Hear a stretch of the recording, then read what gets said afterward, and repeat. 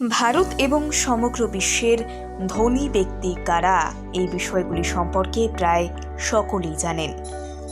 বর্তমান সময়ে বিশ্বের শ্রেষ্ঠ ধন কুবেরদের তালিকায় প্রথম স্থানে রয়েছেন বার্নার্ড আর্নল্ড।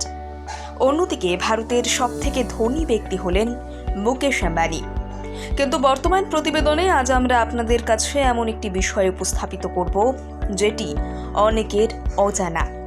মূলত আজ আমরা দেশের সবথেকে ধনী আইএএস এর সাথে আপনাদের পরিচয় করাবো, যিনি কয়েক কোটি টাকার মালিক।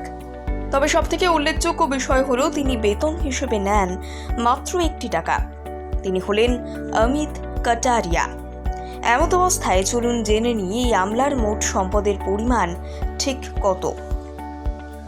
অমিত কাটারিয়া ভারতের অন্যতম ধনী আমলা হিসেবে বিবেচিত। তিনি বেতন হিসেবে মাত্র 1 টাকা নেওয়ার জন্য অত্যন্ত বিখ্যাত।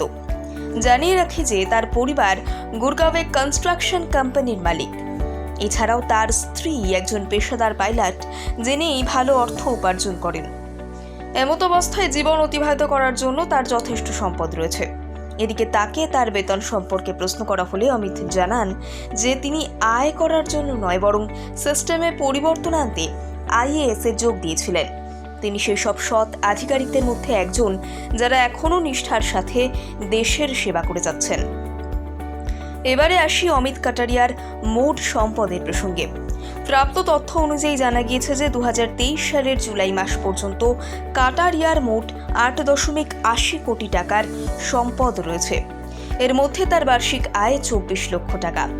উল্লেখ্য যে টিএ, ডিএ এবং এইচআর এর মতো ভাতাগুলি বাদ দিয়ে আইএএস অফিসাররা প্রতি মাসে 56,100 টাকার প্রারম্ভিক বেতন পান। এদিকে একজন ক্যাবিনেট সচিবের জন্য এই বেতনের পরিমাণ প্রতি মাসে 2,50,000 টাকা, যা একজন আইএএস অফিসারের জন্য সর্বোচ্চ পদ। পাশাপাশি আইএএস অফিসাররা গ্রেড পে নামক অতিরিক্ত অর্থ পান, যেটি তাদের পদের উপর নির্ভর করে পরিবর্তিত হয়।